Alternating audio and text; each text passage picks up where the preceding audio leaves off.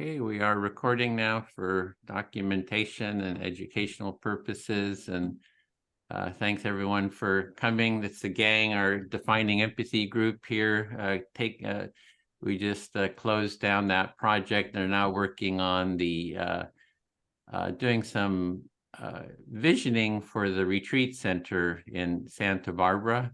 And I really appreciate everybody, being here to kind of think about that and brainstorm. We've held a series of these, I think 5 of them so far with Santa Barbara community.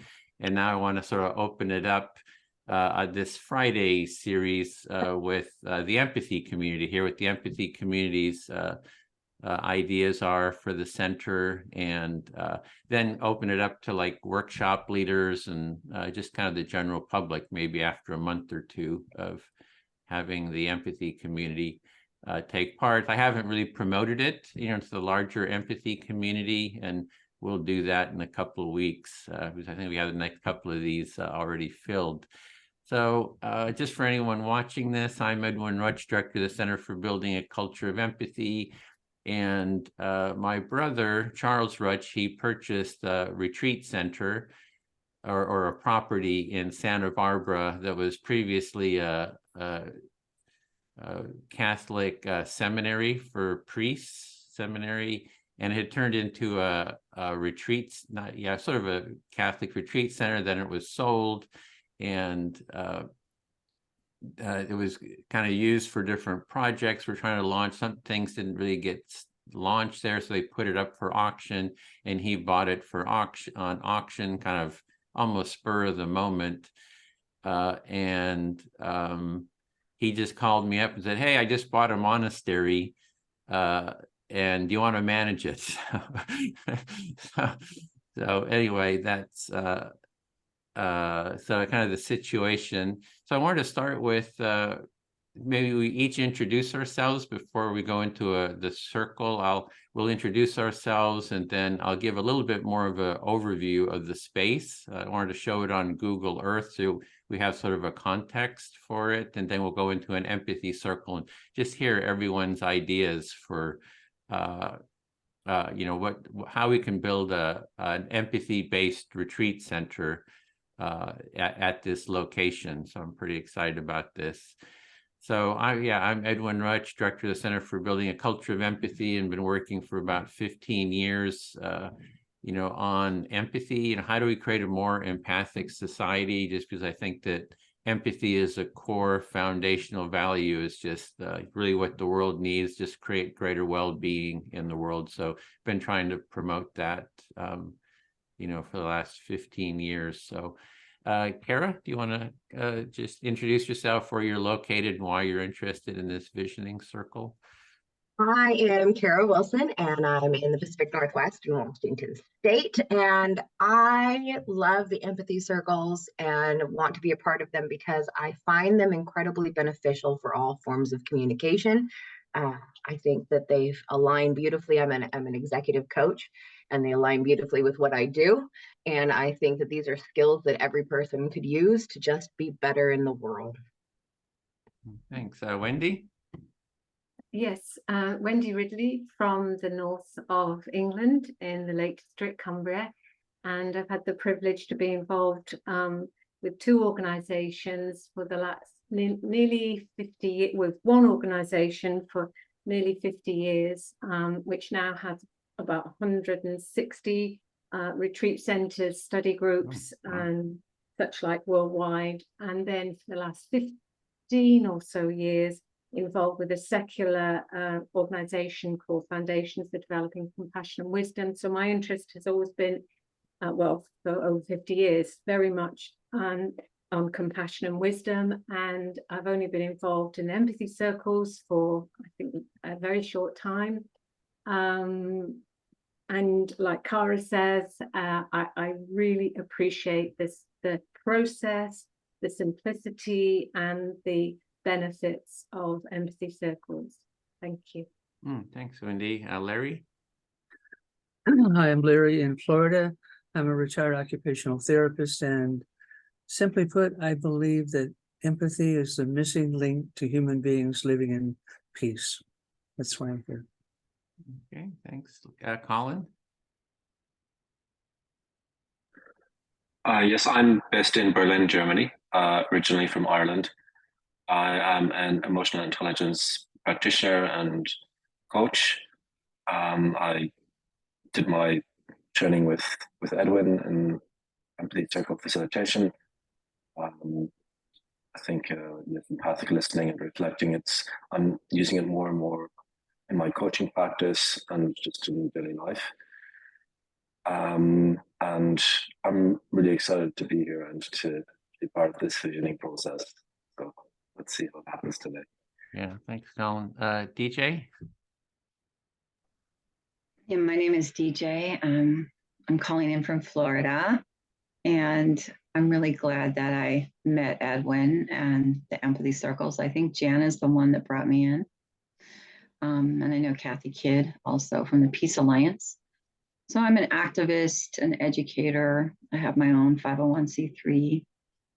I'd like to see, the reason why I'm here is because I'd really like to see the Empathy Center help with not only empathy, but specifically kind of maybe sort of reducing, if not eliminating, this notion that people are constantly judging one another. Just judgments are everywhere. And, if we could just kind of like just be empathetic and let people be whoever they are.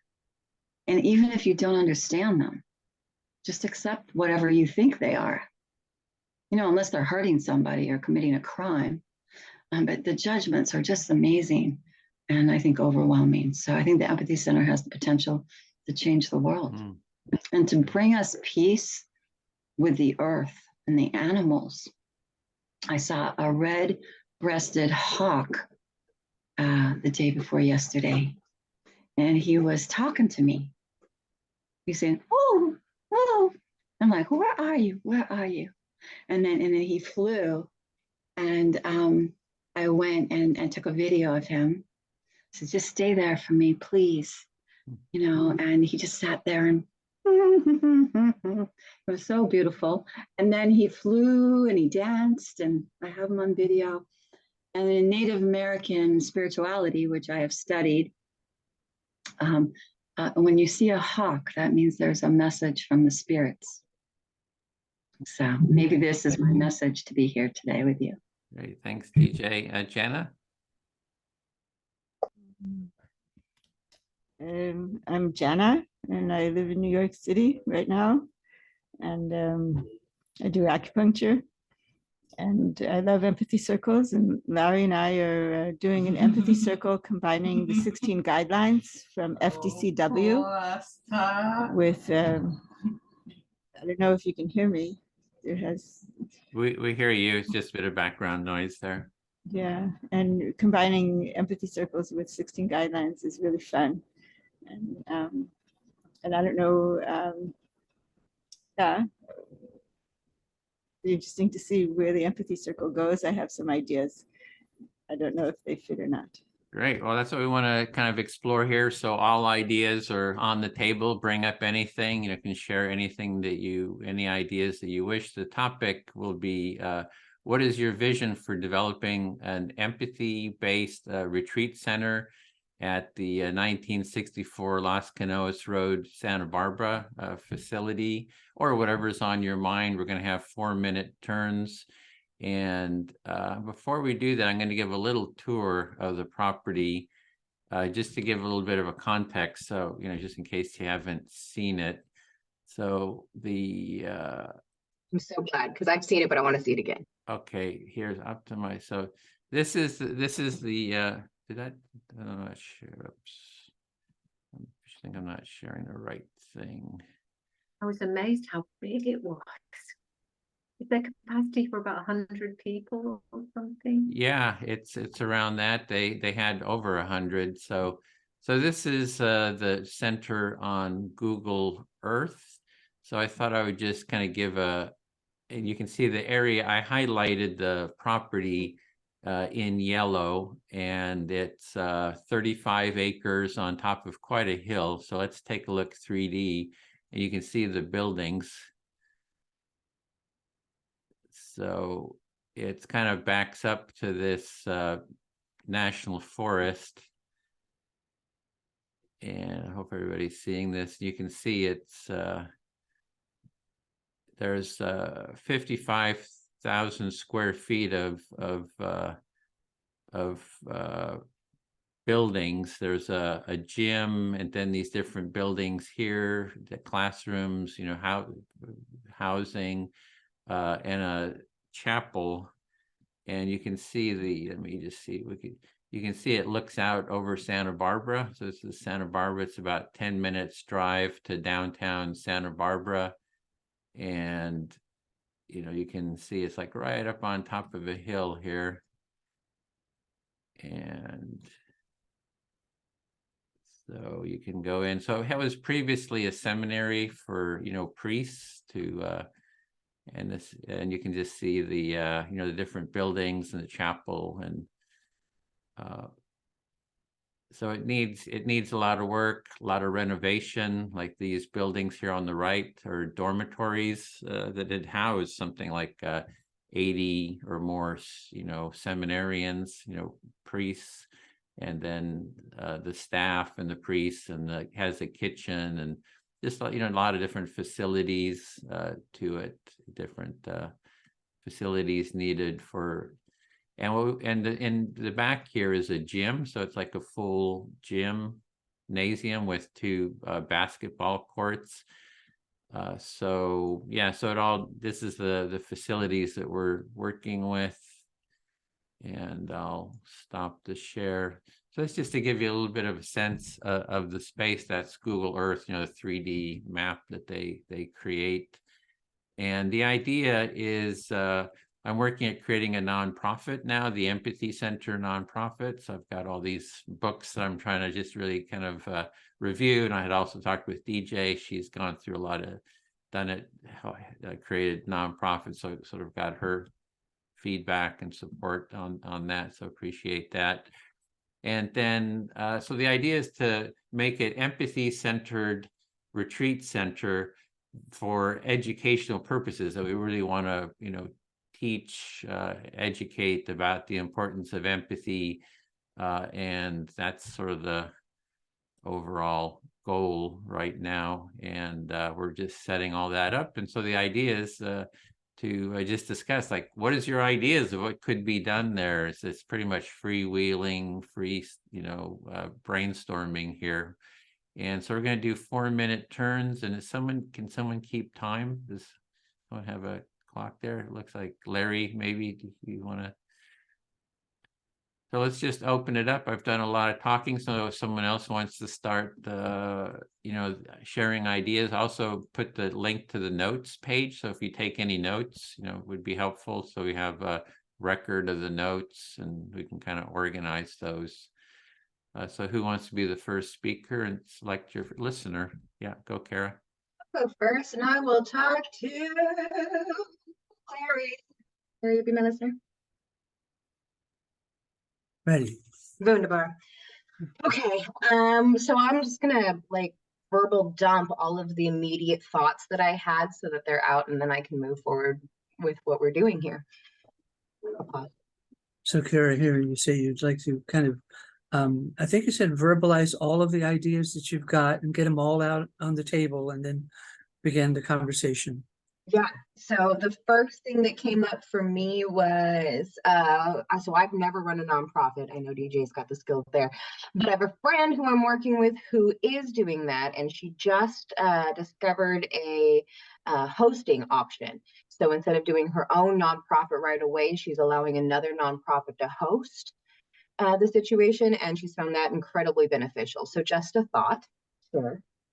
So to present the first idea, you've never done nonprofit yourself, and you have a friend who has a hosting service for nonprofits, and you want to make that announcement, let that be known.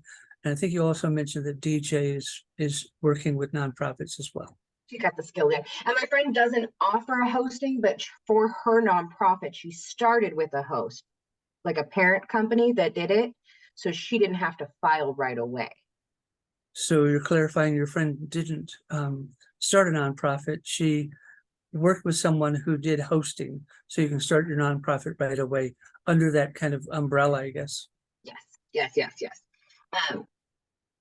I also immediately looked at the property, and my first thought was natural wildlife reserve. So that, okay, this is a twofold thing, right? So if we do a natural wildlife reserve, there's tons of grant money when you decide to do that, and they pay you for maintaining it as a natural reserve. Also, since it's all natural, it's very little maintenance, which means that you don't have to pay to upkeep the property. So a couple of ideas. Natural wildlife preserve. There's grant money available for protecting the preserving the land, the nature, and keeping it natural. So it's a win-win. Yeah. My next thought was cafes and cafes, which sounds confusing, but it makes sense in here, I swear.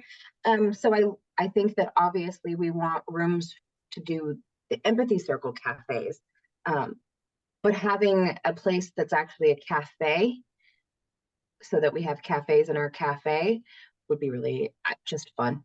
So that was a thought. So the idea of a cafe and cafes within the cafe. So we could have an actual cafe and have empathy circle cafes within the cafe. Yeah. And then classes and courses. I had a thought that the dormitories as rent out standalones for classes or courses, so that there's classes and course space that's not part of the dormitories, but that way you could rent the entire dormitory for these events. So you could use the dormitories to rent out space for people to come and take courses and classes in rooms that would provide the space for that. Yeah. Good. I think that's practically my time and all of the thoughts that immediately came to my head when I saw the property. Thank you, Kara.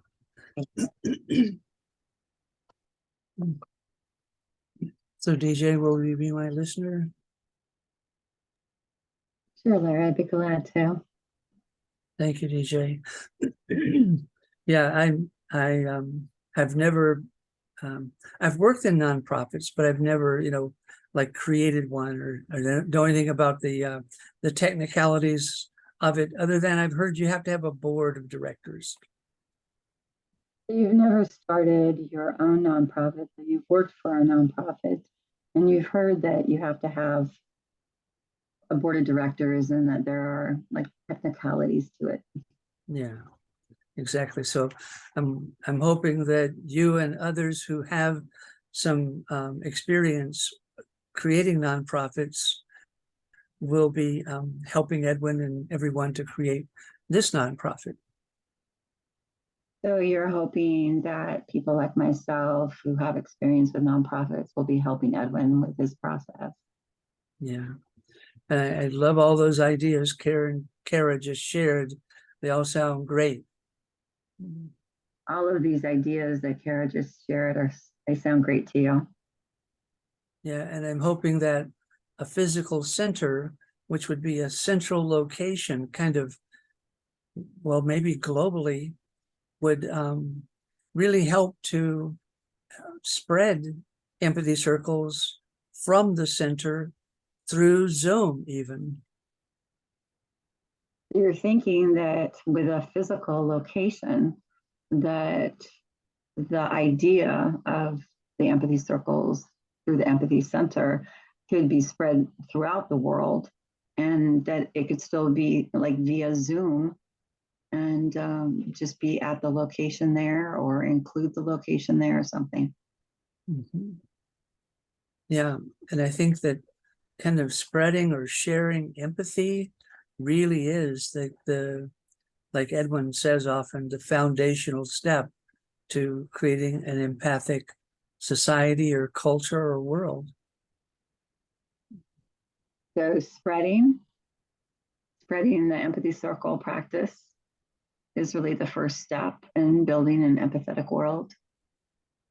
Mm-hmm. Thank you, DJ. I feel fully heard. Okay.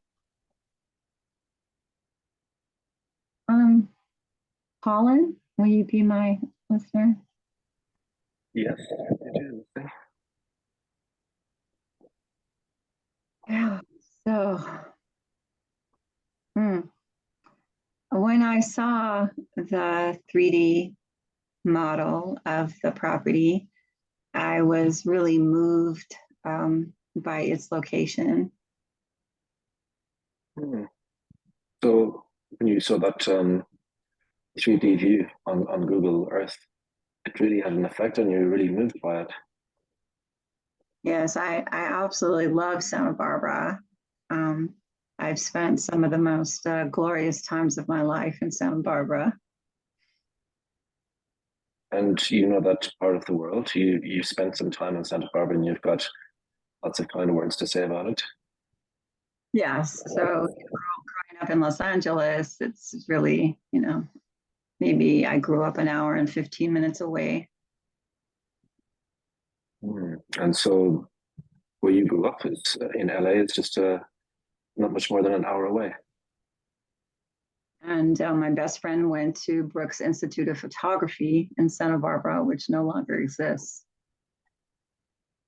Okay, so you also have connections through a friend of yours who went to the Brooks Institute of Photography at one time.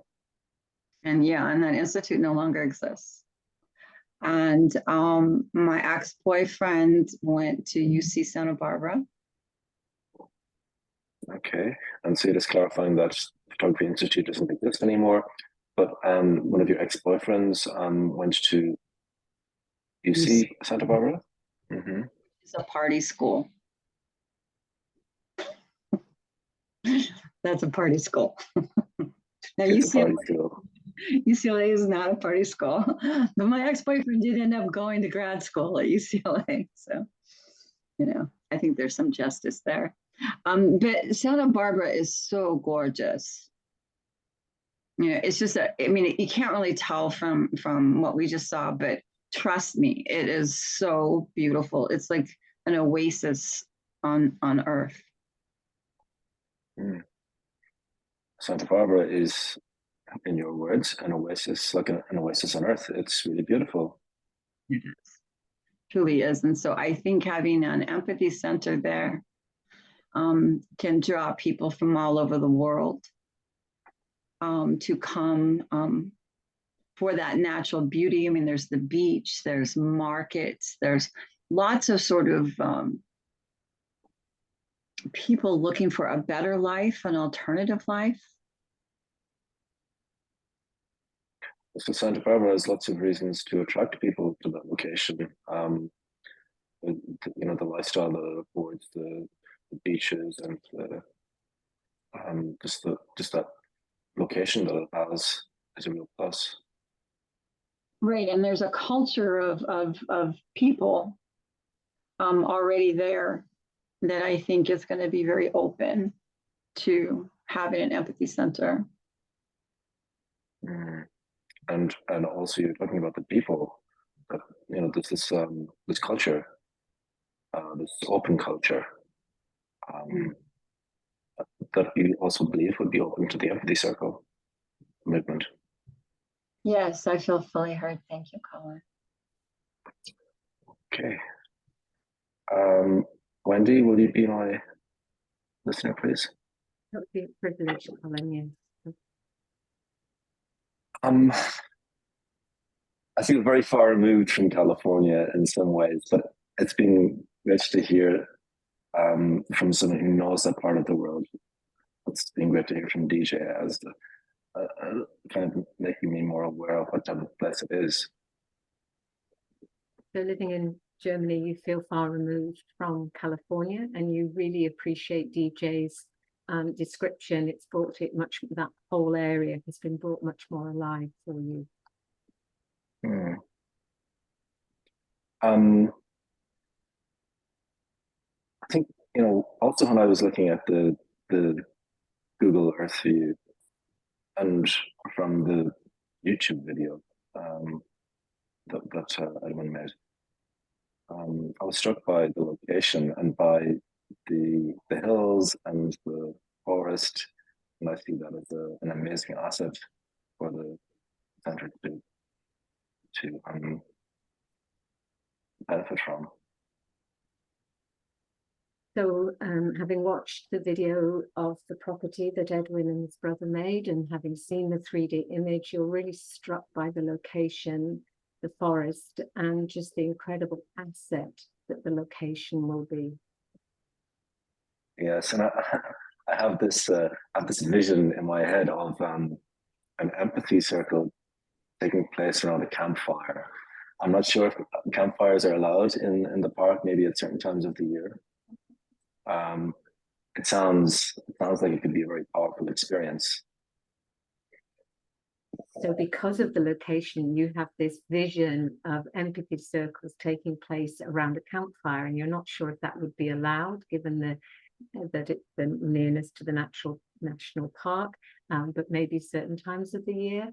You have this very, you haven't said the word Boy Scout, but it kind of, an outdoor campfire empathy circle.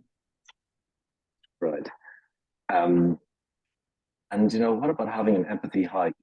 I love hiking, and I believe there's a trail that runs near the property. And it could be like a walk and talk. So it could be in small groups where people actually practice empathic listening and reflecting as they walk on the hike. I think it could be an interesting experience. So because there are trails and you have the vision of an empathy hike, of walking and talking and empathetic listening as you're walking. And also this notion that, empathy isn't just confined to human life, human to human. It can be human to non-human life, and it could be a way of really practicing this type of relational empathy with the more than human world around the retreat center. So the idea of the location has brought for you the vision of relational empathy, not just with humans, but with nature generally, with all sentient beings locally. And this vision of really connecting with nature is strong. Thank you, Wendy. I feel fully heard. Thank you, Colin. I don't know, Jana, if you're available. I'm here. Thank you, Jana. Yes, Colin, I'd made a note, trails, hikes, empathy in nature. The idea of focusing on what the property has to offer, the gym, empathy in sport.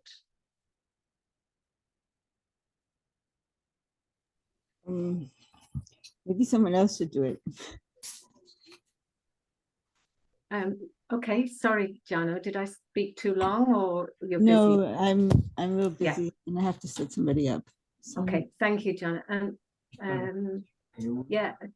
Edwin, would you be my listener? Sorry. Yeah, so you were looking at the facilities, how to bring empathy into it. So you were resonating with that empathy walks, empathy in nature, and also since there's a gym, it could be making the connection to empathy in sports. Yeah, so it's using the uniqueness of the property and combining that with empathy circle, the fact that it was a Catholic seminary, so empathy and spirituality, just, using what's there as a stimulus. Mm-hmm. So it's really about using the facilities as a stimulus for empathy. So empathy is sort of this foundation and building on the facilities there. And certainly the idea of children. I mean, obviously there's all sorts of safeguarding issues, etc. But empathy and having school groups come as a resident. I don't know if they do that in the States, but certainly. A residential 2 or 3 nights away, the whole class taking part in empathy circles, hiking, doing the sports, etc.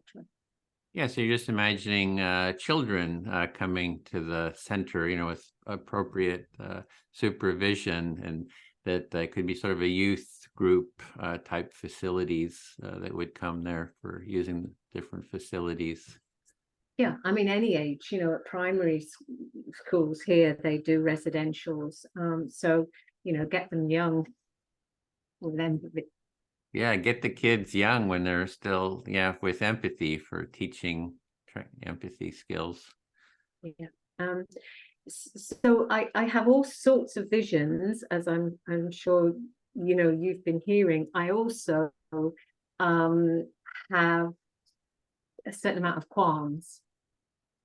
Yeah, you've got all these vision ideas, but also some concerns and qualms about it. Having been involved in non-profits for a long time, always on a voluntary level, so much time and energy goes into maintaining buildings, into getting the staff, the cooks, the grounds people, just so much energy into the kind of the site, the situation, and it doesn't always leave the founders or the visionaries with the actual time to do what the mission is. Yeah, so you've been involved with a lot of nonprofits in a volunteer capacity, and from what you've observed is just the maintenance, all the organizational stuff just eats up so much time that you kind of lose track of the mission, and so that's a concern. Yeah. One of the things that I feel would be really important is to keep the hybrid nature. I mean, like Colin, because there's no way I can imagine myself actually going. I've taken a vow not to fly anymore, having flown for so many years. So I just think it could become an excellent example of people in person there, and also people internationally. So this hybrid empathy circle. Yeah, so you're seeing the possibility of a hybrid empathy center where there's in person and maintains the online international quality, especially since you don't want to do any more plane travel. And so I guess you're wanting a sense of inclusion for everyone. Yes, Greta Thunberg got to me. Okay, I feel fully heard. Okay, you're inspired by Greta Thunberg not flying. I'll speak to Kara. I'm listening. Yeah, there was something came up about youth groups. My brother is very much into the youth, doing events there with the youth.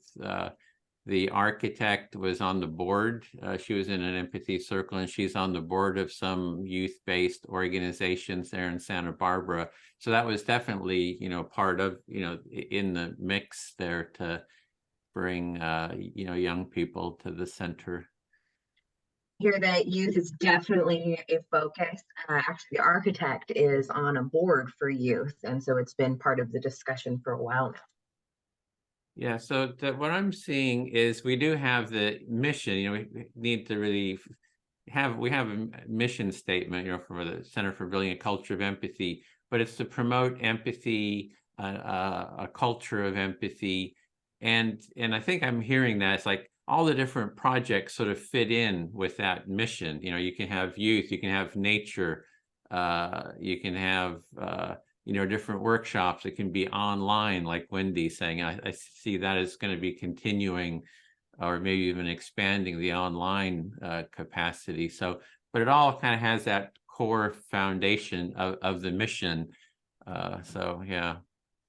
So I heard, you didn't say it, but I heard a little elation in your voice that all of the things that you are hearing is absolutely part of creating a culture of empathy, which is the big mission.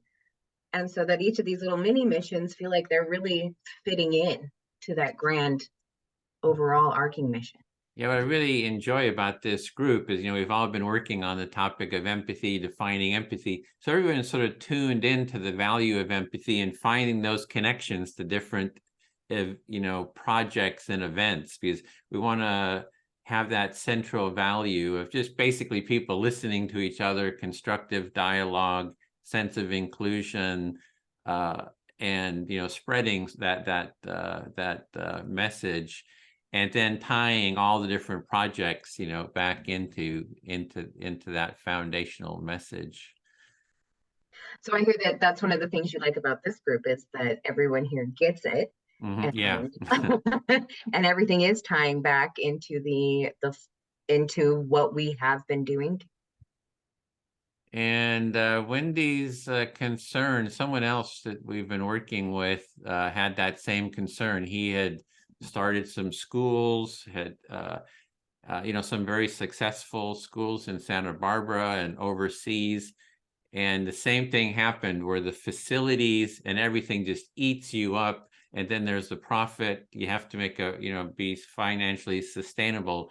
So it kind of like shifts from the mission just to keep the whole thing going, and you kind of lose sort of the vision. So I've heard that concern from others, and they've gone through it and kind of really warned to be careful about that.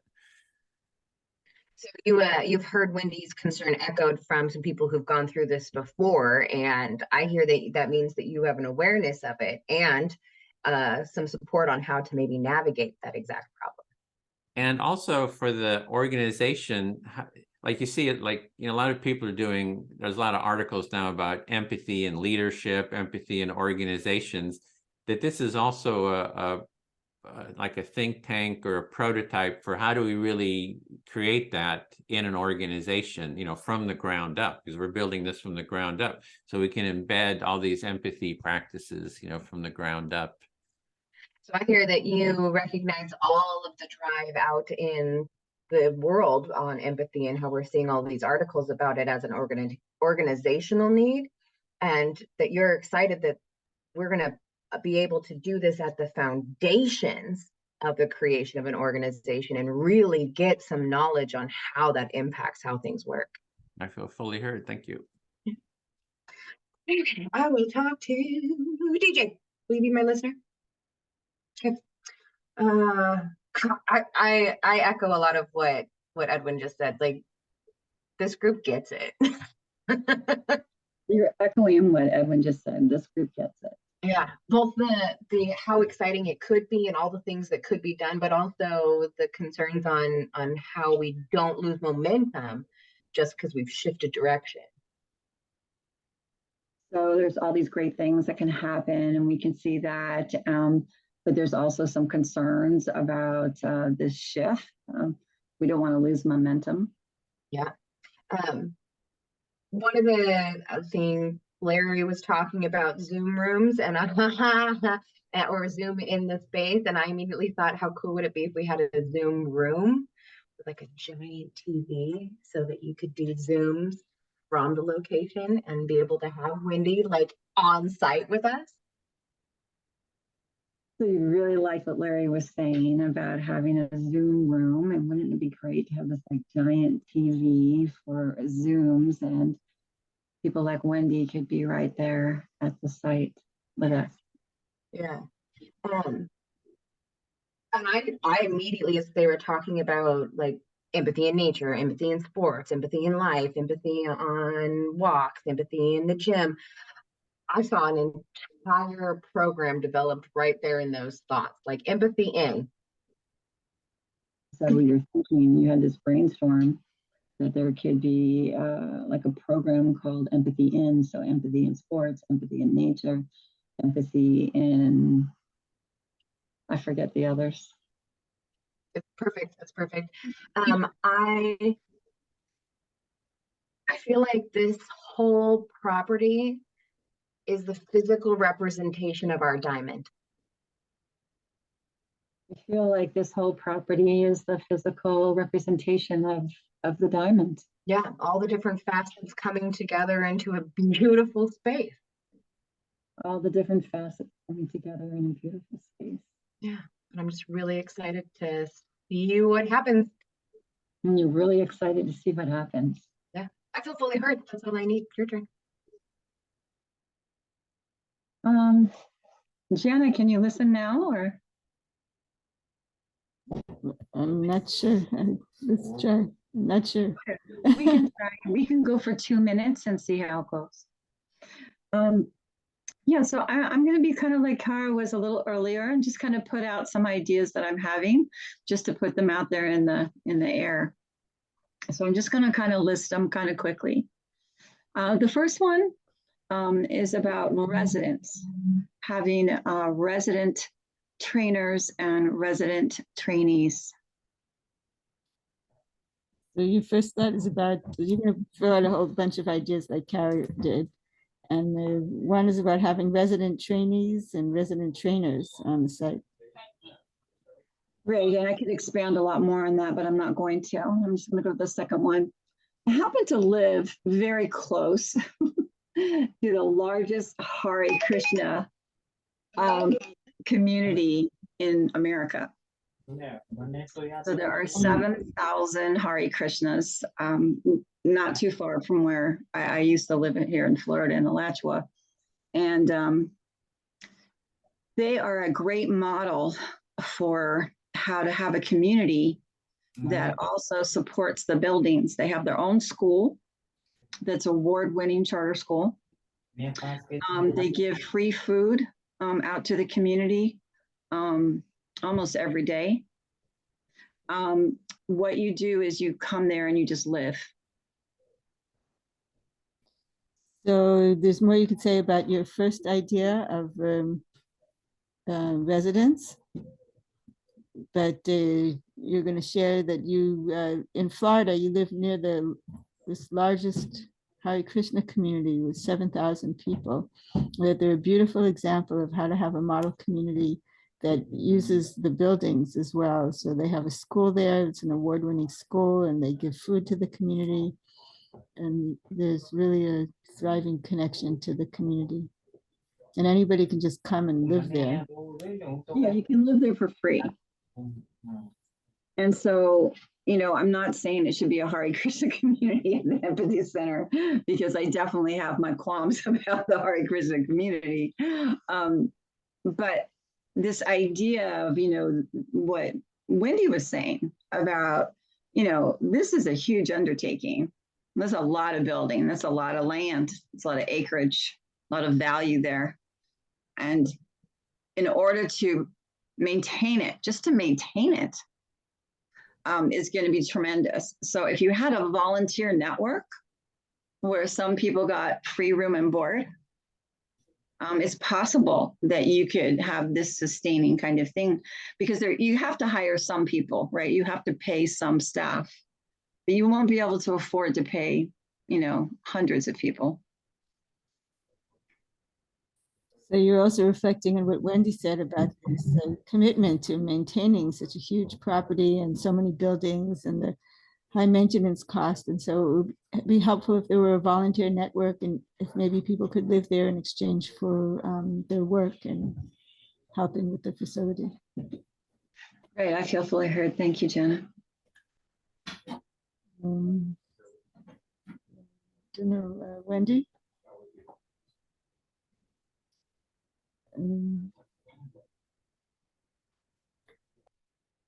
So, yeah, my first thoughts were, I don't know how relevant, probably not relevant, but I've thought about extending empathy to the, how to say, psych rights community, survivor community, and I'm connected to a whole community of I was going to try to get the link, but my computer's not cooperating here. I think you saw me freeze here. International Peer Respite Soteria House. And if you type that into a search window, the link will come up. And so there are all these, there's funding for all these Soteria houses, but I'm not sure that the empathic circle community wants to be involved in I don't know, more mental health and recovery kind of work. So I'm not sure that's a fit. I also worked in hospital psychiatry and I introduced acupuncture and herbal medicine to hospital psychiatry. So I have some experience there as well. So I'd like to see like natural treatment of, or natural, I don't know what to say, maybe not treatment, natural recovery from mental distress. And so if an empathic community can embrace individuals who would like that and also work with the peer community, that could be really uplifting for people. But I don't know if that's a fit or not. And then speaking about children, I don't know, I guess. Just a sec, John. I'm Is it sorry. okay? Sorry, I want to be able to reflect. I'm on sorry, I totally forgot. Thank you, John. So your first thoughts are very much to do with the psych rights, the survivor community, and you're not sure if it's a fit or not, and you've shared a link with us, or how we can get to a link, but your computer's playing up, and you're really interested in the whole mental health aspect and how that fits with the whole vision for an empathy circle, empathy culture, empathy center. You're personally very interested in natural ways of working with mental health issues, in particular, the whole mental distress and how natural remedies can be beneficial, and you're wondering how that can fit into the vision of the empathy center and the whole kind of peer community. You're not sure if it's a good fit or not, and how people might be prepared in the empathy movement to be working with people with mental health issues. And then you're about to start talking about children at the center. Yeah, you mentioned children, and for 3 semesters, I did an outdoor facilitated group with children on herbal medicine and health and healing. And I can share that as well. So I actually spent years as a guide for hikes. So it's interesting that the first thought wasn't about the hiking potential of that area, but it has incredible potential for outdoor things. Yeah, also the California weather. So what I hear you saying, Johnny, you have so many skills that and experience that you're sharing could be perhaps utilized with this empathy center. In particular, you've worked with for 3 semesters as an outdoor facilitator with groups of youth and children, and introducing them to herbal medicines and natural medicines, and you've got a lot of experience of organizing group hikes, etc. Yeah, so but I can see the difficulty too. I mean, when I visited an FPMT center, and what people shared with me also was that it's not as ideal in terms of the human relation. Oh, I'm sorry. Okay. It's okay. Do you want to finish your sentence, John? That it's not as ideal as it looks from the outside in terms of human relations. Yeah. So you're sharing that you have all these visions, and you're also aware, having visited retreat centers, that it's not always as ideal as people hoped it might be at the beginning. Human relations, living together, working together, there can be some challenges. Yeah, thank you. Thank you, Janet. And Colin, would you be my listener, please? I will indeed. Thank you, Colin. I love the idea of the Zoom room, but I much rather than a big TV, I know all our Quaker, Society of Friends centers have them now since lockdown. It's actually the camera that can move around the room. So it follows, so you don't have to be so static. And it doesn't, I can't remember what the equipment's called, but I'm sure you've all come across it. But it's so good for having hybrid meetings, because it means that you see everybody in the room. You know, you can be in a circle and you can have a place for the people on the Zoom. So yeah, so technology, I think, will need to be investigated and invested in. That's going to be really, really important. Good quality, update, very modern technology. Okay, so what I'm hearing is that you really like the Zoom idea, the Zoom room idea, but you're taking it to the next level. You're talking about how the Quaker organization have this camera that can follow people around the room to give a more immersive experience, I think, for others who aren't there. So this would really work well in a hybrid model. And technology, yes, to investigate it beforehand and to invest in it is important.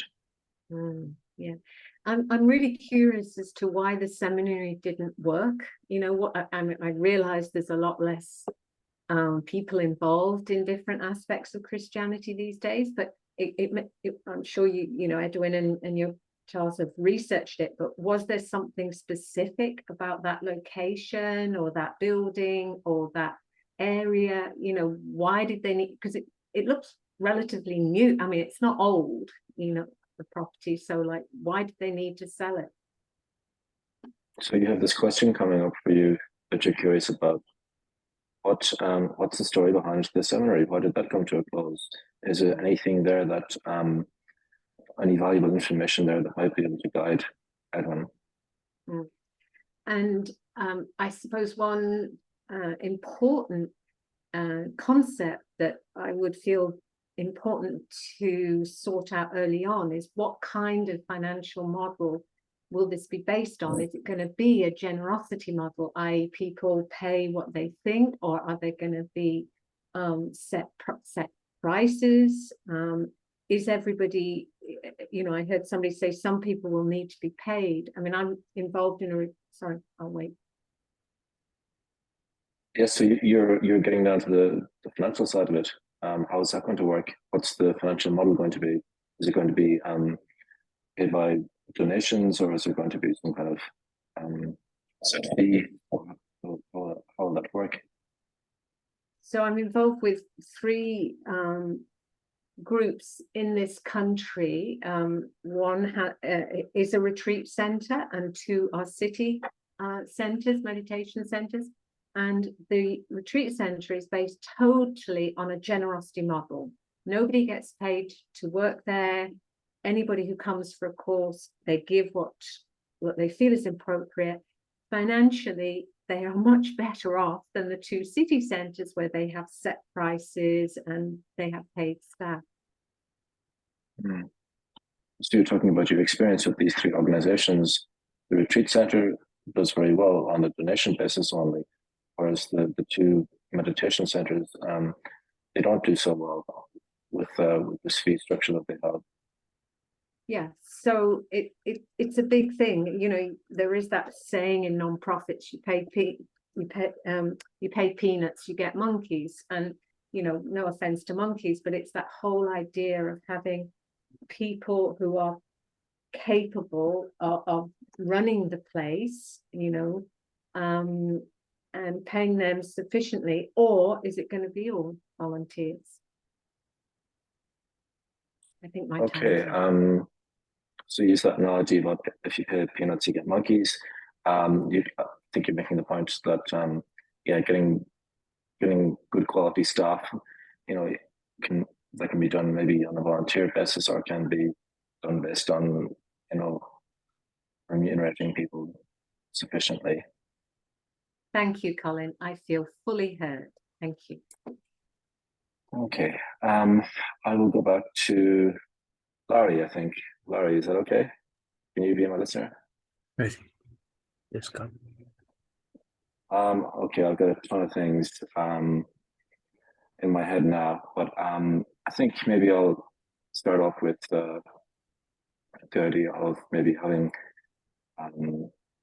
TJ's idea of some people being resident there. It ties in with an idea that I had of maybe having an intentional community of empaths in one wing. You know, and yes. So Colin, I hear you sharing that you're considering it a place where people could live in and create an intentional community within the center. Right. And I guess I was thinking that would just be taking a part of the buildings that are there, that there would still also be scope for visitors to overnight, that you could have both. Colin, I couldn't quite hear that. I'm going to turn my volume up a little bit. Try again. So I wanted to make the point that you could have both. You could have this residence as an intentional community, and you could still have enough rooms to allow people to stay overnight, people who are visiting. So you could have the combination of an intentional community with people who live on site, creating the intentional community, as well as additional space for guests to come and stay temporarily. I think that's what you're. Yes, that's what I'm saying. Yes, and those people that are part of the intentional community, you know, they're going to be offering, I imagine that they're going to want to be active and involved in the day-to-day running, as well as practicing being empathic and perhaps, you know, giving workshops. So maybe that ties in with, goes halfway towards volunteering. So the people within the intentional community would also probably be presenting workshops of different areas related to intentional living, and I'm guessing like organic farming or meditation. I'm guessing those things. Yes, and also empathy itself, you know, related to empathic listening, as well as empathy, teaching empathy circles. Another stream of thought that I had is, who are the people who will want to come to this retreat center? One target market could be professions where empathy is particularly important, like in the healthcare sector, or amongst the social workers or educators or community leaders, and the societies and membership organizations that represent them. And also to kind of reach out to organizations that healthcare professionals who might want to take classes in empathy could come there for those things. Yes, any professions where empathy is particularly valued, such as in the healthcare industry or amongst social workers, you know, there could be a potential target market for the retreat center. So any organizations like social workers and healthcare workers who would be interested in improving empathy within their organization, and maybe even schools that, if we could establish CEUs, could come for classes in empathy training. Something like that. I think my time is nearly up, but it could also be extended. I mean, my original thought when it came to a target market would be some kind of empathy program for inner city youth from LA to teach them conflict resolution skills. That's the first thing that came into my head, only because I know that empathy is important for conflict resolution. As well as reaching out to inner city communities where conflict resolution is very needed, to present conflict resolution classes and courses and develop that as well. And my very last point, another target market could be the corporate sector. You know, empathy is really a really important skill for leadership and for team building. And those kind of organizations would pay more and would subsidize some of the other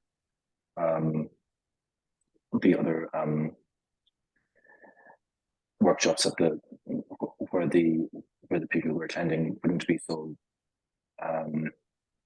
financially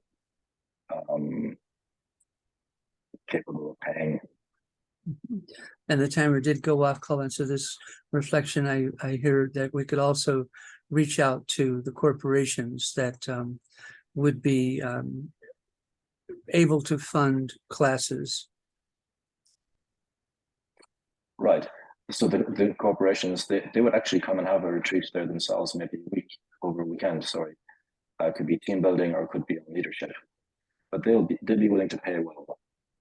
And that money would subsidize other, and so I'm struggling to find the words here, that because they pay well, that would subsidize perhaps social workers who may also want to visit, and the fee that they would pay would be less as a result.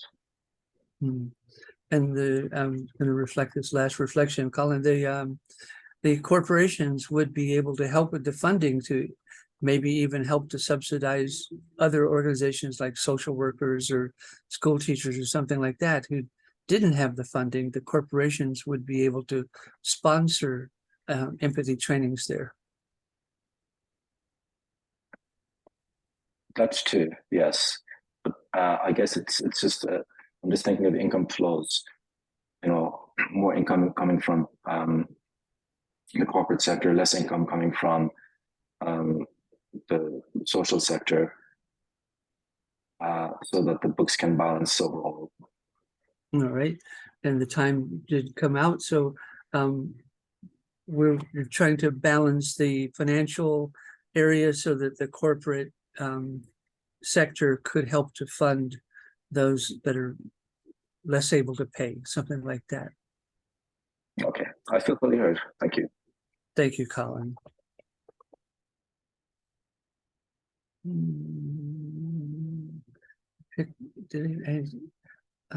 Wendy, would you be my listener, please? Yes, certainly. Hi. Yeah, I really like what Colin is sharing. You really like what Colin shared.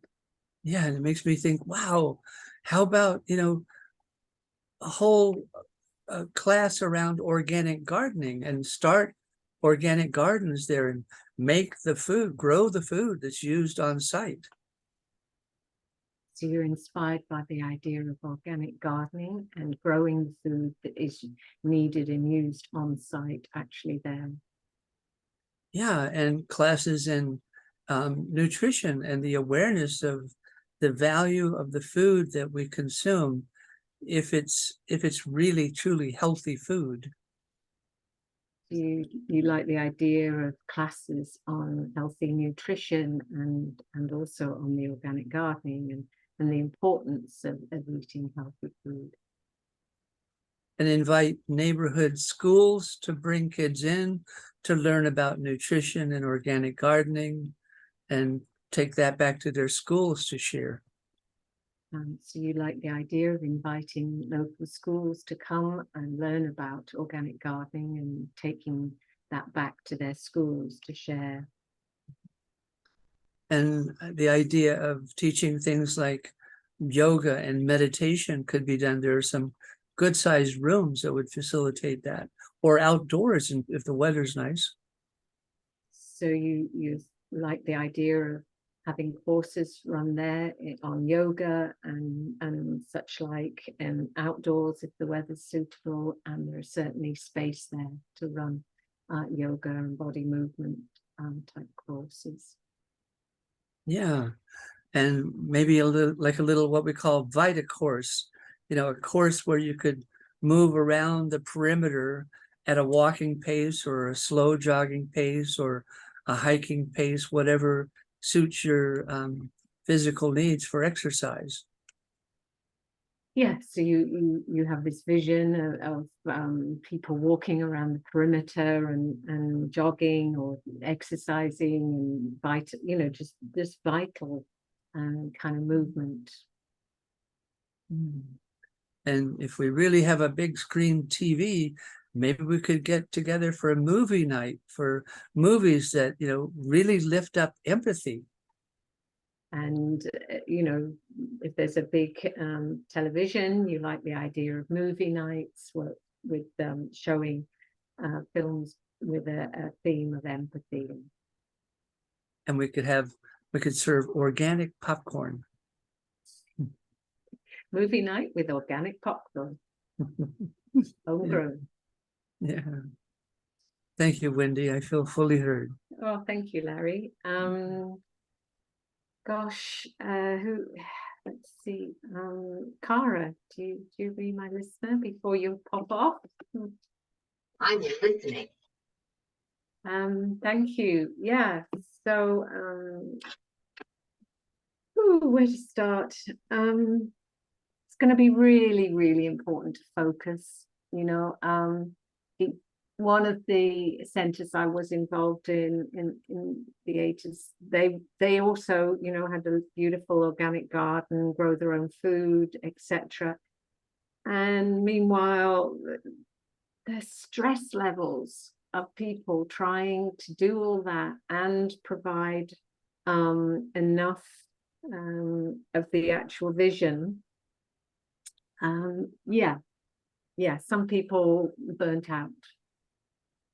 So I hear that you love the stuff that you are hearing, and it brings up a human concern for you that if we don't stay focused, we won't have the momentum to be able to accomplish.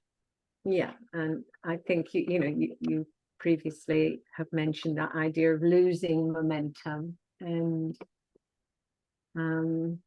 it really depends how many people are going to be involved and how many are volunteers, how many need people, but how many need paying.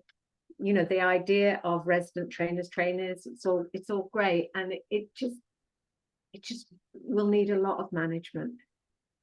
So I think you have some concerns that there's going to be a need to focus on quantity, a need to focus on quality, and how to balance them both, and that's going to take skill. Yeah, I love the way you summarize, Cara. That's great. You don't just I can tell you're a very good coach. You like the way I summarize and can tell I'm a good coach. Yeah. So I also love your image, actually, Cara, of the physical representation, the center being the physical representation of the diamond. Yeah, that is that. If there's going to be a logo, I know Empathy Circles already has a logo, but if there's a logo for the center, that diamond needs to be in there, I think. So the idea of the Empathy Circle being the physical representation of our diamond resonated with you, and you would love to see that in a logo. Yeah. So to put it, yeah, I really appreciate that there's going to be a lot of series of this visioning, and then I'm interested to know what happens, what happens then. How are all of those ideas collated, and how is it turned? I'm a very practical person, I need sort of, I don't know, a real strategic plan that is doable in the first week, in the first month, in the first year, the next 5 years. So yeah, a strategic plan that has timescales. I hear that you love everything you're hearing, and you love the ideas of all of these things, and that we're going to have more of these conversations to really kind of build up a bowl full of ideas. But you're practical and would like to know how we're going to turn that bowl full of potatoes into mashed potatoes. I feel fully heard, Cara. Thank you very much. I will. I didn't mention mashed potatoes, but now And now you're hungry, sorry. I have a really great image now. Thanks, Cara. I kept seeing your hands pushing it down, and like that's what I do when I'm. Isn't it funny how we hear things? Okay, sorry, focus, bring it back to the circle. Edwin, you haven't talked recently. Would you be my listener? Listening. I know you're doing so many notes. Thank you. I try to go in and update it as well. Okay. So you just know that I'm working on notes and you're also contributing to that as you can. And as I went back through the notes while watching that you were doing that, I came up with more ideas. So I'm just going to, I'm just dropping ideas, I guess, today. So you're looking at the notes, the ideas, you're just stimulating more ideas and you're going to share those. I have never done nonprofit stuff outside of like Girl Scouts. So I don't have any experience there, but I do a lot of for-profit stuff. And looking back over the notes, having an RV site on site would be like having a cash cow on site. So you haven't really worked with nonprofits, but you've worked with for-profit, and just seeing that like an RV site would really be a way to generate income, cash cow. I mean, that is what the industry calls them, because you set them up and then you just take people's money from that point on. And to Wendy's point, we're really going to need money to, and to Colin's point, and I think everybody at some point has said that we really, even as a nonprofit, funding still is important. Yeah, so you're just seeing the practicality of it, that even a nonprofit needs an income. So you're sort of thinking about that income aspect. And other people have mentioned it as well. And then when Colin was talking about the corporate people coming in and doing stuff, which then led to Larry talking about the schools coming in and doing stuff. I love both of those. And I thought if we turned one or two of the dorms into standalone rentals. I'll pause there. Yeah, so you're kind of just hearing different options. You're thinking perhaps one of the dorms could be standalone rental units and for income generation. Yeah. When I host like a webinar or an in-person series, it's not webinar, an in-person mastermind, you have to like navigate where you're doing your space, how you're bringing all the stuff into that space, but also where you're going to house everybody else. And if we could offer them one spot to do all of that. Yeah, so as you do these mastermind workshops, having a space where people can bring everything to that space, that would be, you're like really excited about that option, just see the potential for it. Help us book that out very quickly. I didn't catch that last part. I said I could help us book that out very quickly. Yeah, so that's something you could really put together quickly. Yeah. And to that, so I guess that's kind of going back to where Wendy was going, is what is the practical things that need to happen on this space, and where, so I guess this goes in the question section, where can we find or post a list for that, so that as people are like, oh, hey, I got skills in that department, our community can come support our community. Yeah, so you're looking for like a space where people have ideas and have skills, and just to see all the tasks that need to be done and kind of connect those, that, is there a space for that? Because a lot of skills and talent here. Yeah. And as the person spearheading this, you can very quickly burn out. And what I'm hearing from everyone is that we don't want that. We want the momentum that you have created in this amazing culture-driven entity to just keep pushing forward. And so we want to make sure that there's a space where we can be like, I'll take that off your plate. Yeah, you just the topic of burnout came, and you want to be sure that I don't burn out on all this. And so having a sort of a process for people to step in and take pieces of the work, so there's not I don't burn out, for example. Yeah, I feel fully heard. Okay, I'll speak to DJ.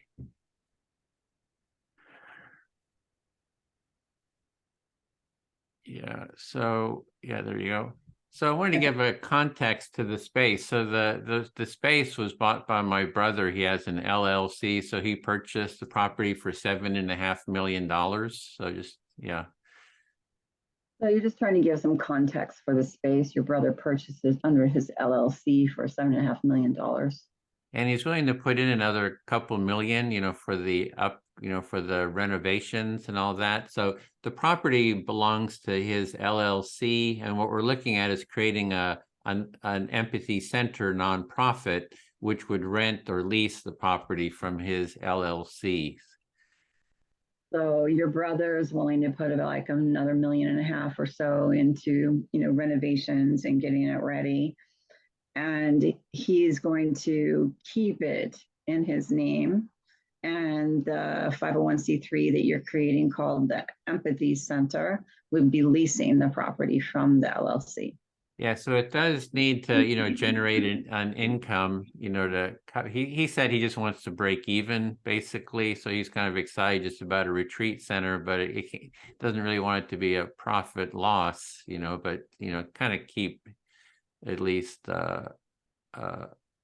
break even on it. So your brother would really like to break even. So it does matter about bringing in money. Because he doesn't want to have a profit loss. Yeah, and it needs a lot of work. There's serious renovations. I think it's more like 2 to 3 million renovations needed. The previous owners, they had already put in 3 million just renovating one wing.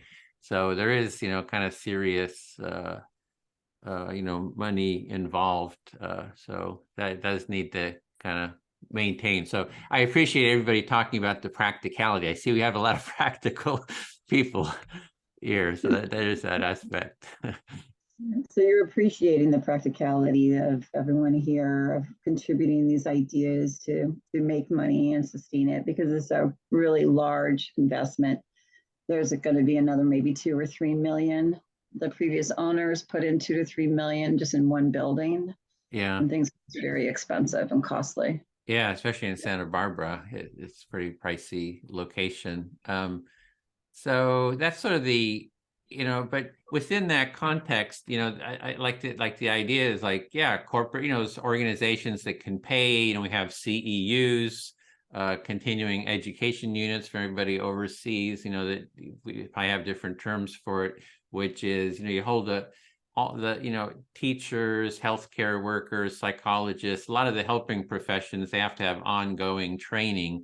So it can, that can, corporate workshops, those type of training, CEUs can definitely be sort of an income generating. Go ahead, I'm sorry.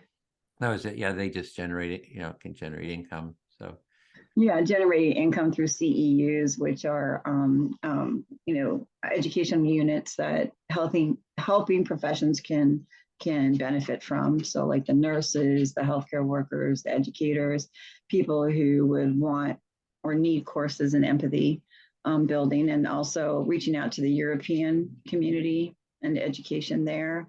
And of course the corporate sort of clients, I guess you could call them. Yeah. To generate money. And I love all the nature stuff because I'm like envisioning kind of like a Italian style terraced gardens, along the hills. There's like a big park nearby, as well as a trail, Rattlesnake Canyon Trail. There's a lot of rattlesnakes up there supposedly. So yeah, there's a lot of nature potential. I'm kind of excited about that. So I might have forgotten about the first part because I got so into the second part, which is about the nature and about, you see these Italian terraced hills there, and there's rattlesnake trail in the park nearby, and there are rattlesnakes, and you just see a lot of this nature. But before that, I think you mentioned something about the corporations. I kind of forgot that. Yeah, that was I think you gotten it before, so I feel fully heard. That's my time too. Okay. Yeah, this is a really a nice exercise in envisioning. So let's see, Larry. Ready. Thank you, DJ. Yeah, so this is a nice exercise in envisioning, Larry. So this is a nice exercise in visioning. Because I'm really starting to get this picture now. I'm starting to get this visual with the nature being very primary. It's such a beautiful place.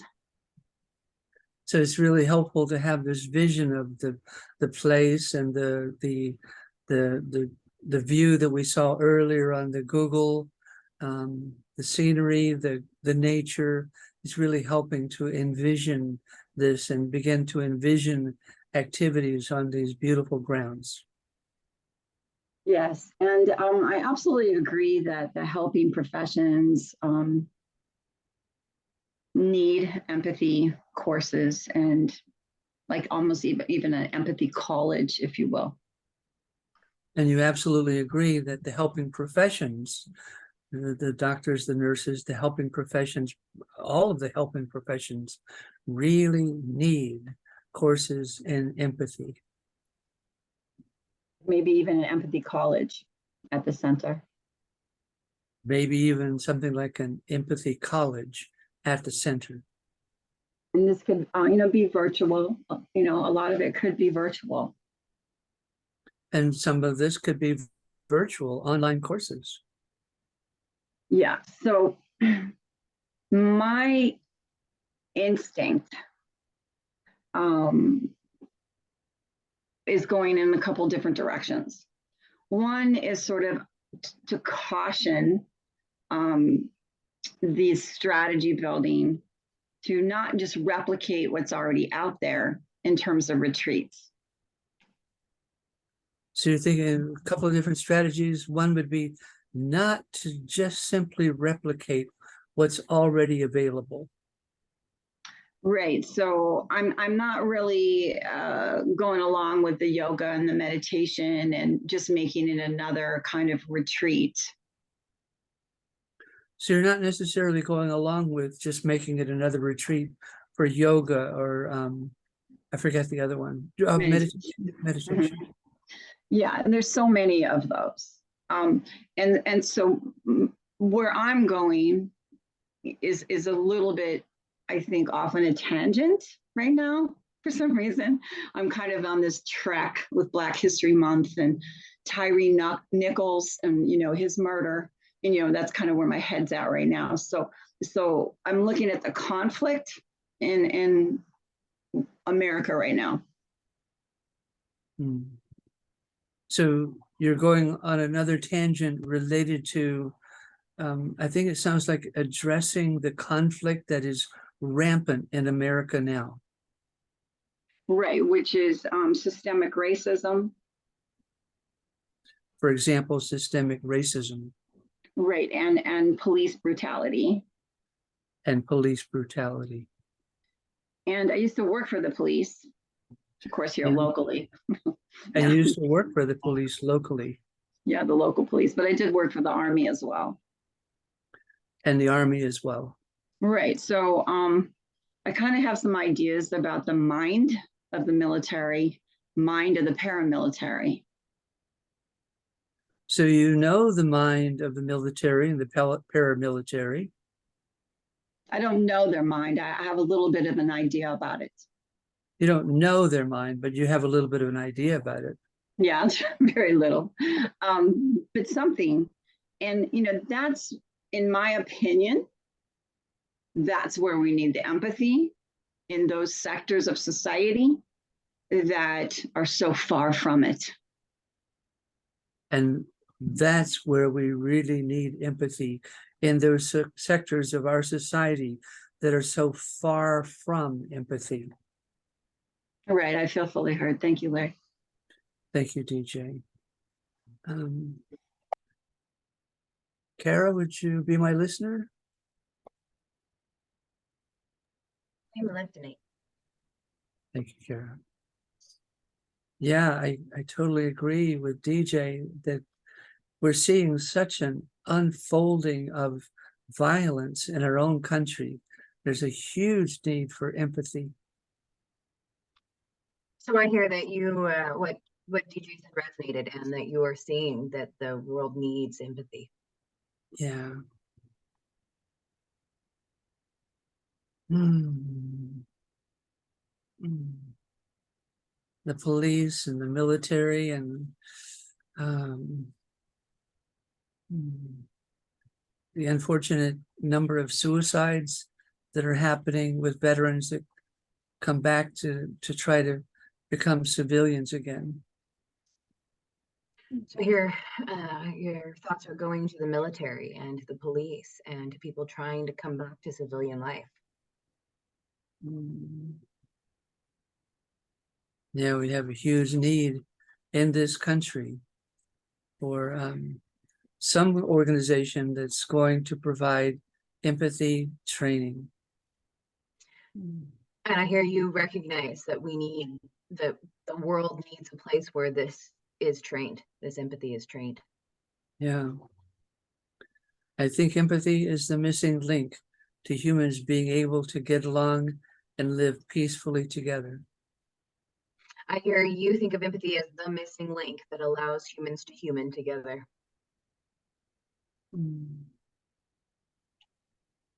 Thank you, Kara. I feel fully heard. I will talk to Colin. Will you be my listener? I don't know why I have to sing all of Sure it. will. It just feels right. Okay. Yeah, I think that what DJ and Larry were hitting on is exactly why this project is such a important and pivotal project. You're just agreeing with both DJ and Larry about the importance of this project, how pivotal it is. Yeah.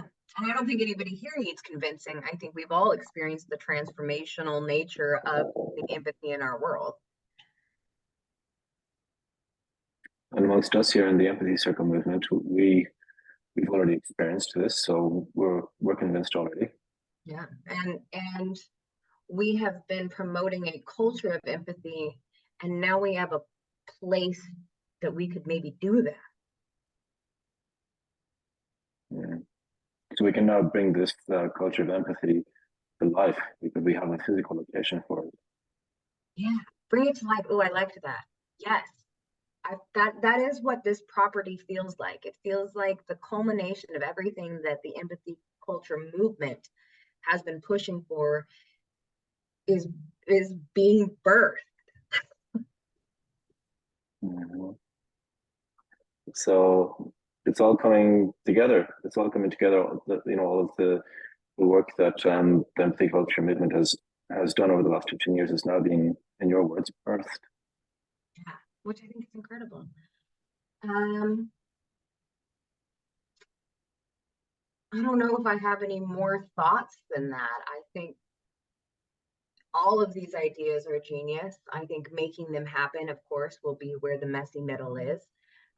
But when we come out on, 2 years from now, when we sit down to one of these what next visioning circles for the property, that's going to be an exciting place to be. Yes, so putting all of these great ideas into practice, that's the challenge. But you're already looking forward to 2 years ahead, when we have the what next visioning circle, and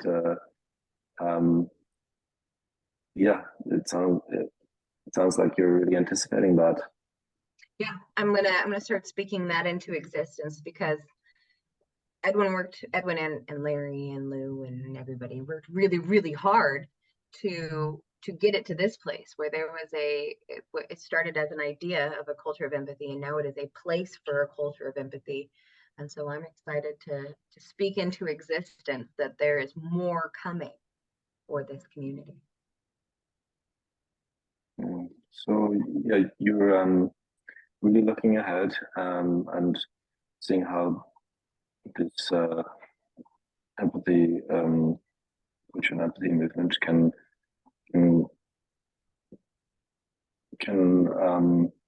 develop further. You're really looking ahead already.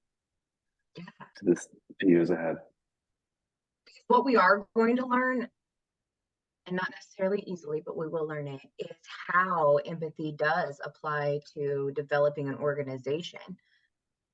And at some point, maybe Wendy will run the one in England, or we've got somebody. Colin can run the one, well, wherever you happen to be traveling at that time. Yeah, so this is going to be a learning process where empathy gets applied to running an organization, and sounds like that's really interesting for you, and maybe some of the members in the empathy circle movement right now can step up and take it, help it to grow further. Yeah, I feel fully heard. Thank you. I will speak to DJ, or is that okay?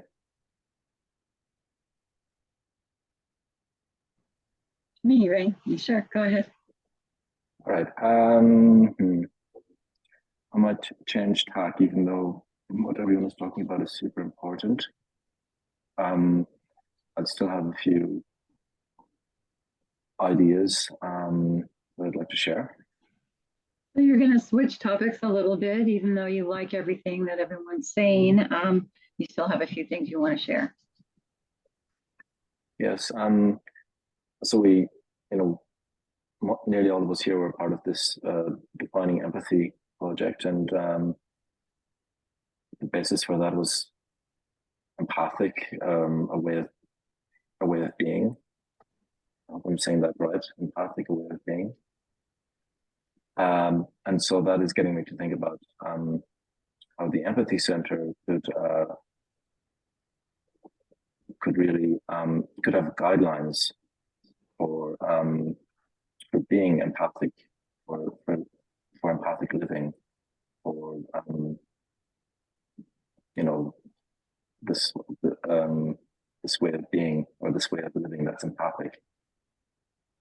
Are you reflecting back on the earlier group of defining empathy and how this is related to this idea of an empathetic way of being, and that you'd like to really see our discussion or our strategy to sort of include, how can the Empathy Center integrate this empathetic way of being in, I think, its embodiment, as well as maybe its envisioning? Yes, I think it would be important to get it right, to have guidelines for how the organization and all those who are part of it, who visit the location, that they're aware of what it means to be empathic, and that's really embodied in everything that is done on the site. You're thinking about these guidelines that came from defining empathy and how they could be integrated into anyone who's involved in the Empathy Center, whether it be in the creation of it, the envisioning of it, or the visiting of the physical location. Yes, I'm just thinking, if there was any kind of dispute or tension that could very easily arise, that the guidelines would already be there, that people would be aware that there's a process that can be followed, and that we're all striving to be empathic as much as possible at all times, and we're really trying to live it. Right. So we're all striving to be more empathetic in our being and in our interactions, and problems are going to crop up. Conflicts are going to happen. The misunderstandings that occur at the empathy circle or within the hybrid, anybody related to the empathy circle could have some kind of conflict, and so therefore you need these guidelines. So people already are aware that there are guidelines, and that this will help the embodiment and the spread of the culture and reduce conflict. Yeah, it could be some kind of debriefing when visitors come to the site. It could be, some forms that they need to reach through and agree to. It could be done ahead of time before they arrive there. But yeah, just to have something in place to really walk the talk, and everything that is done, strive to be empathic. So you're envisioning this totally encompassing kind of empathetic living or way of being. So like when people arrive or they first start their interactions with the Empathy Center, whether that be virtual or on the ground, that there would be like this debriefing, and people would learn how to do it, and they would be able to be prepared for this kind of process happening. Right. Yes, one very final point. Yes, that they would agree to certain standards or ways of being. I guess it's not that they would need to have training in order to be able to sign off on them, but just to be made aware of what it is that the Empathy Centre stands for and what we're all striving for in the centre. So I think I heard that. I think you said something like it's something that they would agree to in the beginning. And this is what the Empathy Centre would stand for, is that, this is the way things are here. And if you're going to come here, you have to agree to it. Something like that. Yes, I feel fully heard. Thank you.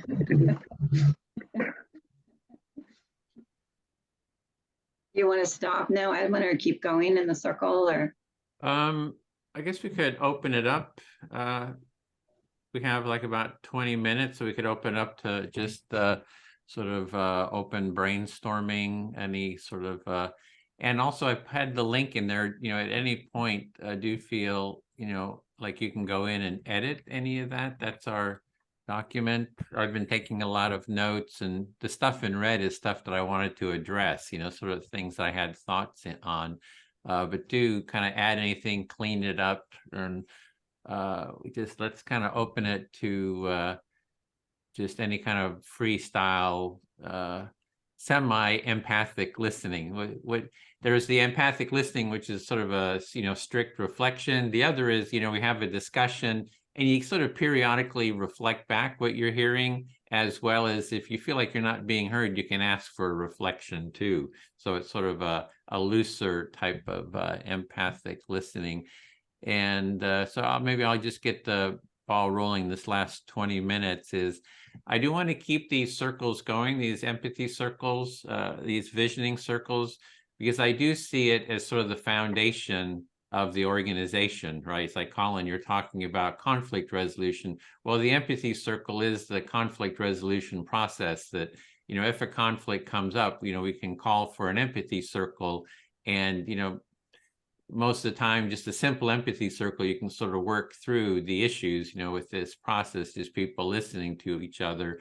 And then you can sort of scale it up to a restorative empathy circle, which is, adding more practices to it. And it does take time. It is, it takes a lot, to have these dialogues. But I do see this is sort of really the core of what we're doing here, and to kind of grow, from this core here.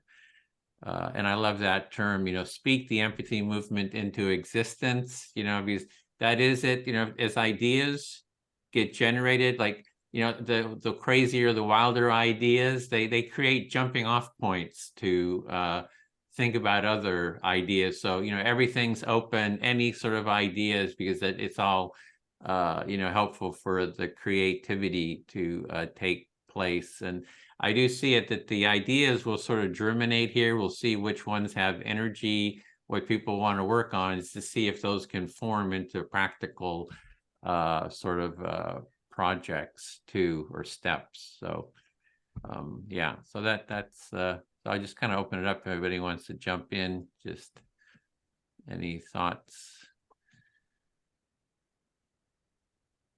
I'd like to share that what comes to mind is that the land needs acknowledgement, that the place needs acknowledgement somehow, and the indigenous peoples who are connected to that land, and also, I don't know, Catholic centers, maybe they had a cemetery there, I don't know what they had there, but the land needs to be acknowledged in some way. And so I was thinking of the secular equivalent of a stupa, or the secular equivalent of blessings, and what comes to mind is the peace pole. So there are peace poles that you can plant, that people are planting all over the planet, and it would be nice to invite a peace pole, to bring a peace pole to the Empathy Center.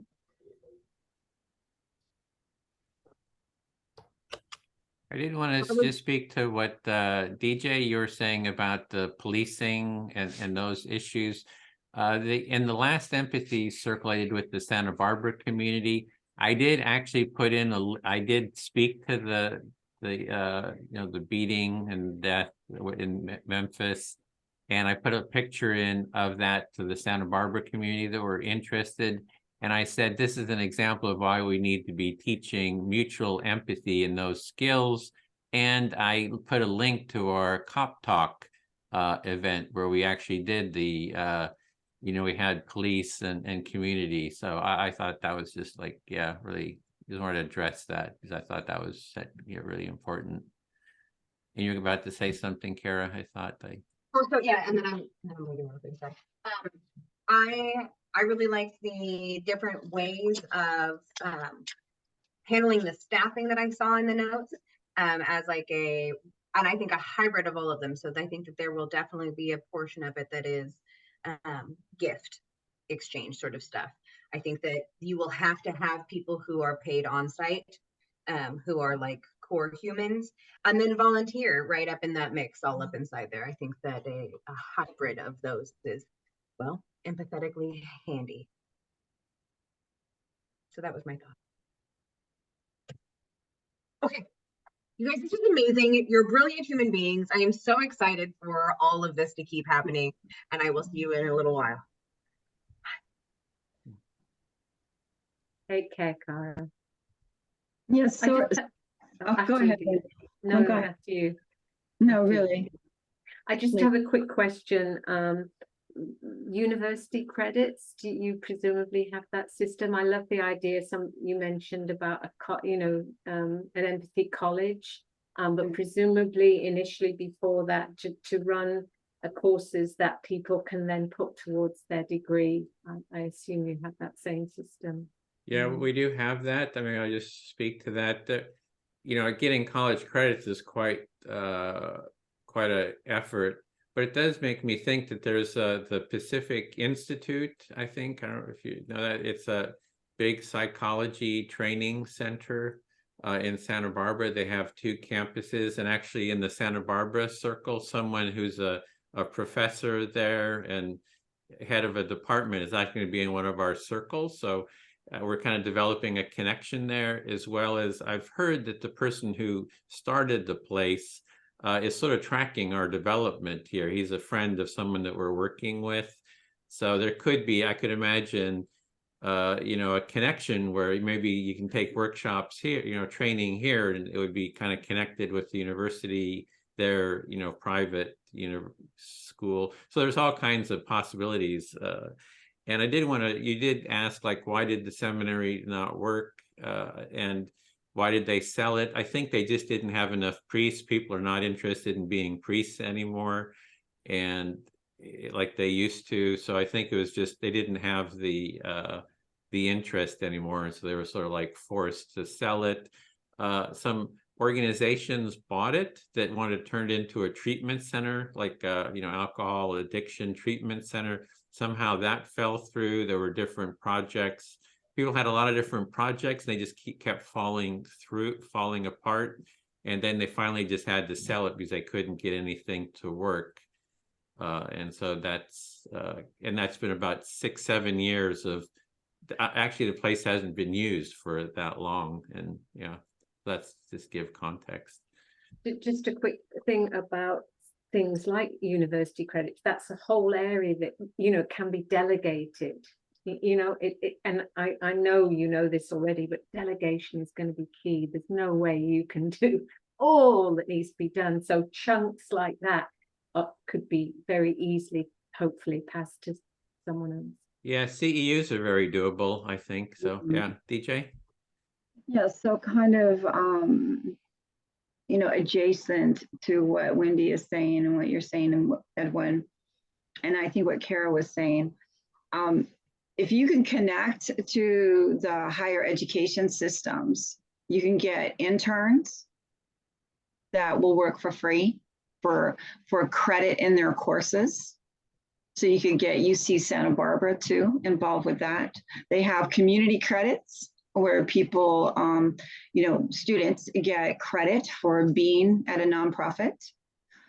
You can also get work experience, which is where the federal government pays the wages, or at least part of the wages of maybe like a clerical person, kind of maybe entry-level positions, but you could get on the work experience roster for your 501c3 being in Santa Barbara.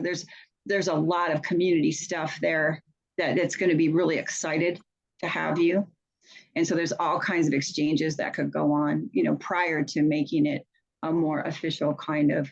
I actually do see it growing into being a college. I do think there needs to be an empathy college, and that's really where the future is. And I do think that having certificates and licenses and branching out into all fields is something that has to be done. And in my opinion, it's just my opinion, it's the priority over school children. Once you bring school children on board, it's just a big madness. The regulations, the liabilities, the insurance. You have to have so much with your fire drills. You have to have all kinds of protections.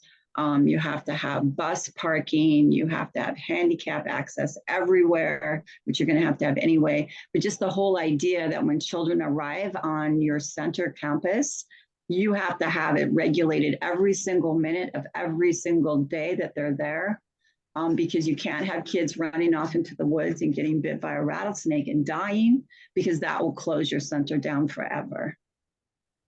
So, I've worked with bad kids, bad teenagers, and outdoor education is one way that you can facilitate, conflict resolution, anger, decreasing and all of that for them, especially with the oppositional defiant disorder. But then again, you have those same liabilities if they're under 18. There's so many more liabilities under 18. So that's just my suggestion when you're first starting out, maybe not go for the complicated, maybe go for the simple, and maybe just partner with existing colleges and universities and online extension services and get all kinds of interactions that way.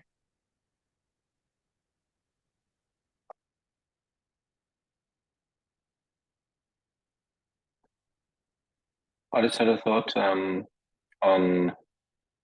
the empathy tents that you had, Edwin. That idea, like now you'll have a base in the center, and it could be somewhere that it could be used then for outreach into the community. So instead of people coming to the center goes to the community. If it's Santa Barbara or maybe further afield to Los Angeles, and the empathy tent idea that could be trained on site, and then these empathy tents then rolled out to Southern California or whatever. That's just a thought that I had, and yes, and I don't have any experience with the financial side with nonprofits or anything like that, but I think you're probably going to need corporates at some point to kind of to be able to, I don't know, subsidize some of the other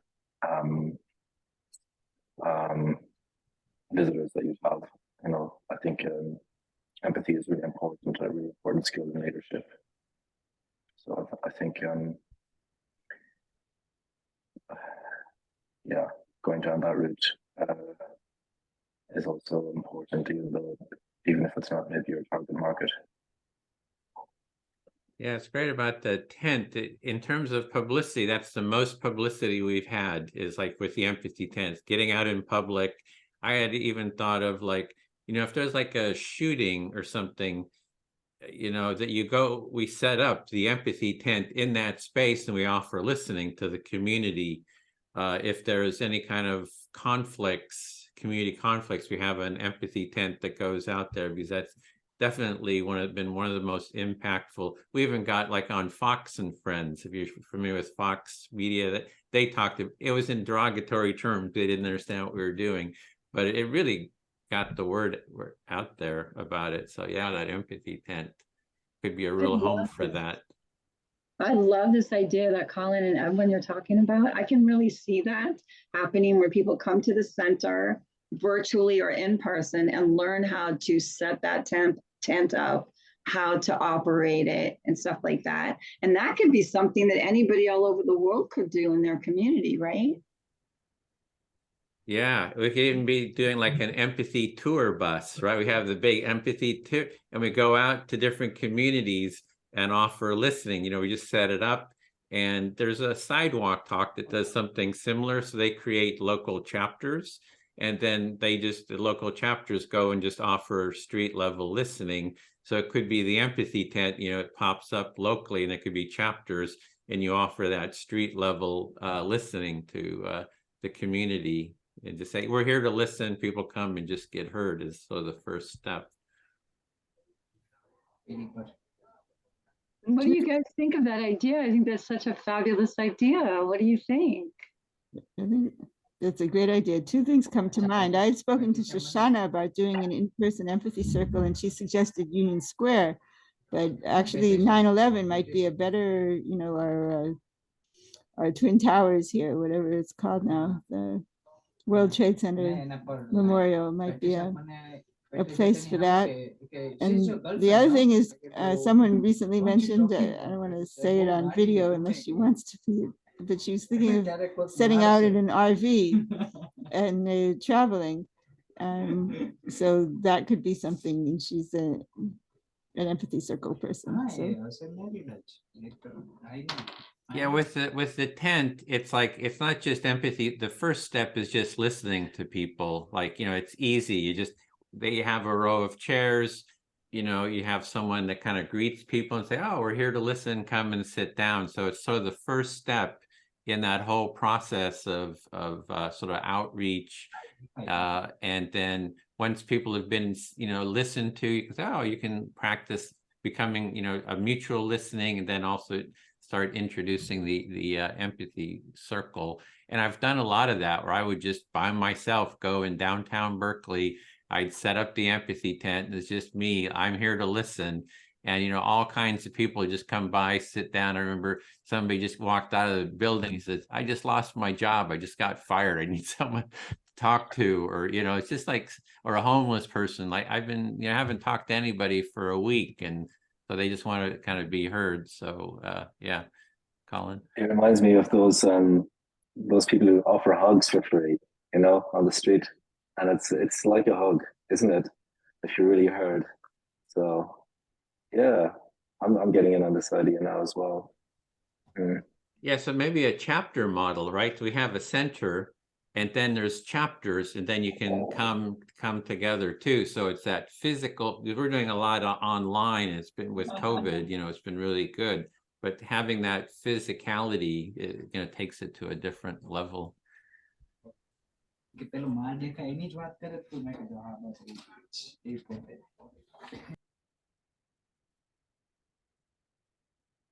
You could have tent kits that people can buy or get donated to their group. You could have a whole network of 501c3s that do it. I mean, I'll do it with my 501c3 here in Gainesville. You know, I mean, I would. I never thought that I would, but I never really thought about it. You know, if you train me how to do it, if the Empathy Center trains me and I'm like a certified tent person, I guess you call it. I'm tent trained.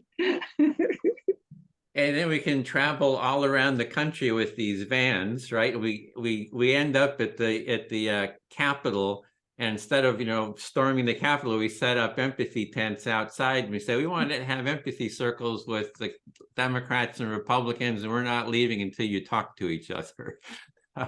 So yeah.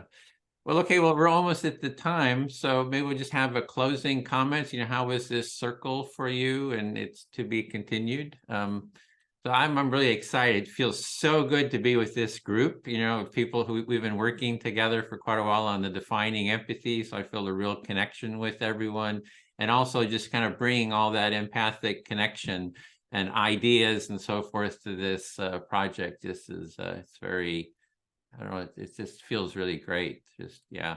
So Wendy, do you want to kind of likewise, and seriously, if there's anything, you know, I can't speak for anyone else, I can only speak for myself. If there's anything that you feel you can delegate, you know, please do that. Very happy to be of any service that I can. And I just love all, you know, the clarity of the visioning. This process has been, yeah, it's great. Love it. Thank you. Thanks, Wendy. DJ? Yeah, I'm so glad I came. I feel really good. I feel very, very excited and very at peace, very hopeful. You know, this is something that nobody has ever done before. Nobody's even imagined it before. Bringing empathy where it's needed. When you said that thing about if there's a shooting or something, there's an empathy tent. My gosh, my heart almost stopped. Just think of what a difference that will make for the people there. I love it. Yeah, love it. Yeah, thanks. I always feel a little tearful about that. So, Colin? I just felt something just came up in my head, and I don't know if I'm taking words from Cara. Maybe I am, but we're dreaming it into existence. We're dreaming this empathy center into existence, and it's a great. I feel I'm privileged to be part of this. You know, coming up with this vision, and it's all over the place, which is how it should be at the beginning. You know, we have all of these ideas, getting clarity and finding direction. That's going to be the hard part, and then just back to importance of well, Wendy has raised it a few times, you know, of well-being, you know, and empathy, being able to support a person's well-being. You know, if you don't have an empathy buddy, if you need another empathy buddy, I can be that empathy buddy, you know, just because I think that you can have a lot on your plate, and so you might want someone to listen to, but just to, you know, taking good care of yourself as well, and having that support is important. Okay, thanks. Larry? Yeah, I'm loving this envisioning the center and the views from the Google Maps was beautiful. It was inspiring. I'm envisioning this large organic garden that provides healthy nutrition for everyone who is a resident or a visitor, creating a kitchen that's providing healthy food for everyone, and that it's a grassroots effort, starting with healthy nutrition and healthy empathy for everyone there. Thanks, Larry. Jana? Yeah, I kind of see it as a physical peace prayer. So, seeing it, kind of sending out light to the universe. So, let's hope that that's what it becomes. Okay, thanks. So the circles are going to go on every Friday. You have to see the schedule. If there's a space, we're going to have it to maybe, I thought 7 actually worked for participants. So maybe I had it for 6. So maybe I'll add a 7th to the list. So you won't be able to come to everyone because we want to kind of open it up. And but do check the schedule and get on the schedule. And I'll send an email out about that, because you know, this is sort of the first group, you know, on the empathy visioning. And then, you know, we're kind of getting started, and they're going to open it up to the rest of the community and schedule. And then over time, we'll kind of open up to like workshop leaders and so forth. But this is the seed, you know, we're all here creating the kind of the seeds of this center. So thanks for that. And will to be continued. I'll send out an email with any updates and the recording and all that kind of stuff, and the schedule. So Thank you. bye for now. Thanks everyone. Thanks It was ever a lot so of much. fun. Yeah, thank you everyone. All the best. Thank you. Take care.